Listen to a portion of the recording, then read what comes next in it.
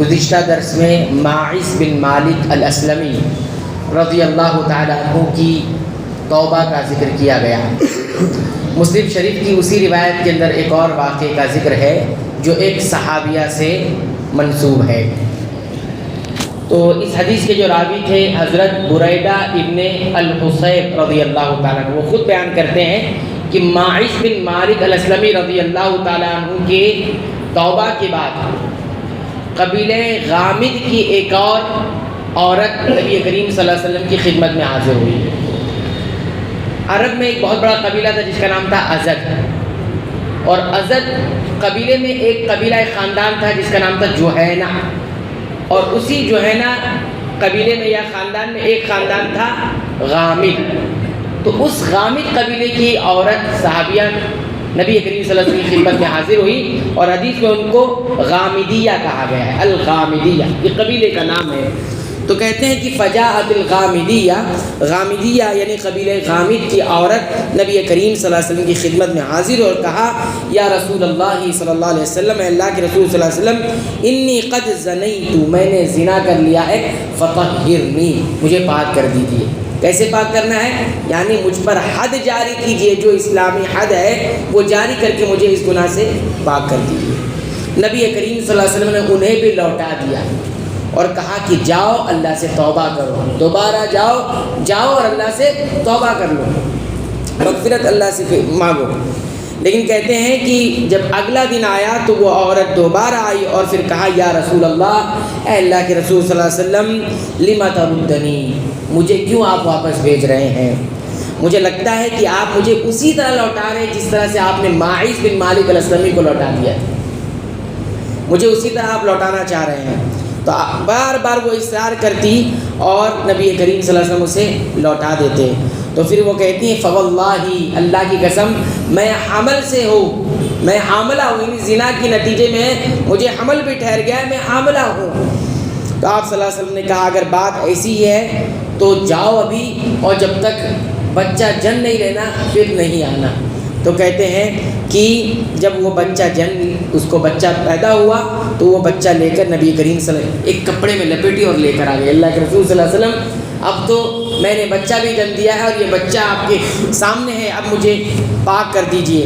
تو کہتے ہیں کہ نبی کریم صلی اللہ علیہ وسلم نے اس بچے کے بارے میں کہا کہ ابھی نہیں، اسے لے جاؤ، دودھ پلاؤ، مدت رضاعت جب ختم ہوگی، دودھ پلانے کی جتنی مدت ہے وہ جب مکمل ہو جائے گی، بچہ جب کھانے لگے گا اور آپ دودھ چھڑا دو گے تب لے کر آنا۔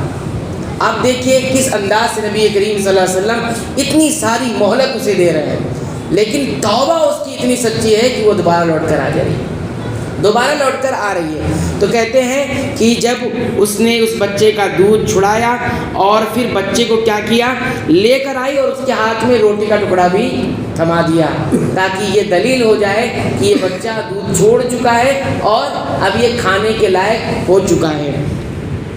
نبی کریم صلی اللہ علیہ وسلم کے پاس آئی اور کہا ہذا نبی اللہ، اے اللہ کے نبی صلی اللہ علیہ وسلم، دیکھیے بچہ آپ کے سامنے ہے، میں نے اس کا دودھ بھی چھڑا دیا ہے اور اس کو یہ کھانے بھی لگائے، دیکھیے اس کے ہاتھ میں کیا ہے، کھانا بھی ہے، روٹی کا ٹکڑا بھی ہے۔ آپ صلی اللہ علیہ وسلم نے اس بچے کو مسلمان کے ایک آدمی کے حوالے کیا، یعنی کفالت میں دے دیا کہ اب کفالت تمہاری ذمہ داری۔ انصاری صحابی اس بچے کو اپنی پرورش میں لے لیا، اپنی کفالت میں لے لیا۔ پھر آپ صلی اللہ علیہ وسلم نے عورت کے بارے میں کیا حکم دیا کہ گڑھا کھودا جائے، اور گڑھا کھود کے اس عورت کو گہرائی میں ڈالا گیا، سینے تک اس کو زمین کے اندر دفن کیا گیا۔ پھر کہتے ہیں اس کے بعد لوگ جو ہے اس کو رجم کرنا شروع کیا۔ آپ سوچئے کتنی سچی توبہ ہوگی، اتنی دردناک سزا کے باوجود بھی وہ اس سزا کو قبول کرتی ہے۔ تو کہتے ہیں کہ خالد بن ولید بھی اس مجمع میں موجود تھے، کنکر مارنے میں، پتھر مارنے والوں میں، رجم کرنے والوں میں، وہ بھی آگے بڑھے اور ایک پتھر کھینچ کے مارا تو پتھر کہاں لگا؟ روایت کے الفاظ ہیں فرما رأسہ، نشانہ کہاں لیا؟ سر پر لیا۔ جیسے ہی سر پر پتھر لگا تو خون کے پھوارے نکل پڑے، اور وہ پھوارے جو اڑے ہیں اتنی تیزی سے اڑے کہ حضرت خالد بن ولید کے چہرے پر آ کر پڑے۔ تو حضرت خالد بن ولید نے کچھ برے الفاظ ان کی زبان سے نکل گئے، کچھ سخت انہوں نے اس عورت کے بارے میں کہہ دیا۔ نبی کریم صلی اللہ علیہ وسلم نے سن لیا کہ خالد نے کیا کہا ہے۔ آپ صلی اللہ علیہ وسلم نے فرمایا مہلن یا خالد، یا خالد ذرا ٹھہرو، ذرا ٹھہرو، تم نے یہ کیا کہا؟ پھر آپ صلی اللہ علیہ وسلم نے کہا فوالذی نفسی بیدی، قسم ہے اس ذات کی جس کے ہاتھ میں میری جان ہے، لقد تابت توبتاً، اس عورت نے، اس خاتون نے ایسی توبہ کی ہے، لو تابہا صاحب مکس، اگر اس کی توبہ کو وہ آدمی بھی کر لے جس طرح کی توبہ اس نے کی ہے، وہ آدمی جو لوگوں سے ناحق تاوان ٹیکس لیتا ہے، ظلماً لوگوں سے مال کھاتا پھرتا ہے، اگر وہ اتنا بڑا گناہ ہے، اگر وہ بھی یہ توبہ کر لے جس طرح سے توبہ اس نے کی ہے، لغفر لہ، اللہ اسے بھی بخش دے گا۔ پھر آپ صلی اللہ علیہ وسلم نے اس کے بارے میں حکم دیا، اس کی نماز جنازہ پڑھائی آپ صلی اللہ علیہ وسلم نے، اور پھر اسے دفن کر دیا گیا۔ آپ نے دیکھا گزشتہ درس میں صحابی کے بارے میں تھا کہ ان سے گناہ سرزد ہوا تو کس طرح سے سچی توبہ کی اور آپ کی خدمت میں حاضر ہو گئے۔ اسی طرح صحابیہ حضرت غامدیہ جو تھی وہ بھی سچی توبہ کر کے آپ صلی اللہ علیہ وسلم کی خدمت میں حاضر ہو گئی۔ کتنی مہلت اسے ملی تھی، پھر بھی اس نے اس حد کو قبول کر لیا، اس سزا کو قبول کر لیا۔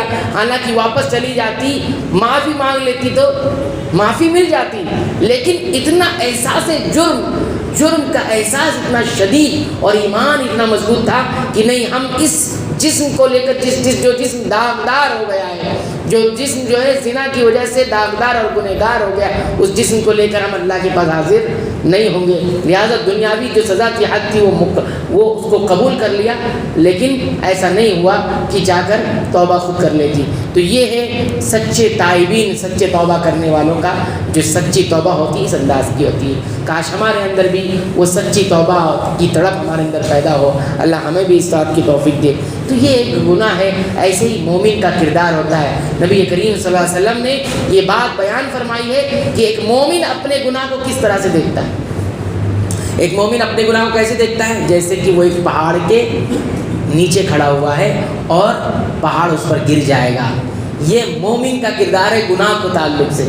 اور ایک فاجر منافق ہے، وہ اپنے گناہ کو کیسے دیکھتا ہے؟ اپنے گناہ کے بارے میں اس کا احساس یہ ہے کہ ایک مکھی ہے اور اس کے ناک پر آ کے بیٹھی ہے اور اڑا دے رہا ہے۔ مومن اپنے گناہ کے بوجھ کے تلے دبا رہتا ہے کہ یہ گناہ ہو گیا، کیسے اس کی توبہ ہوگی، کیسے یہ معاف کرا لوں، کیسے یہ مغفرت کرا لوں۔ اور الحمدللہ اللہ تعالیٰ نے ہمیں یہاں تک پہنچایا ہے۔ ابھی رمضان کا مہینہ بھی شروع ہونے والا ہے اور مہینہ جو ہے مغفرت کا مہینہ ہے، توبہ کا مہینہ ہے۔ ابھی سے عزم کریں، توبہ کرنے لگ جائیں اور اللہ تعالیٰ ہمیں رمضان تک پہنچائے تو ہم وہاں خوب توبہ کریں۔ اور اور بھی بہت سارے قصے اس طرح اسلاف کی تاریخ میں موجود ہیں، اس کو بھی پڑھیں۔ بطور مثال ہم نے بطور عبرت 2 قصے آپ کے سامنے ذکر کیے۔ اللہ تعالیٰ ہمیں صحیح معنوں میں توبہ کرنے کی توفیق عنایت فرمائے، سچی توبہ کرنے کی توفیق عنایت فرمائے۔ آمین۔ وآخر دعوانا الحمدللہ رب العالمین۔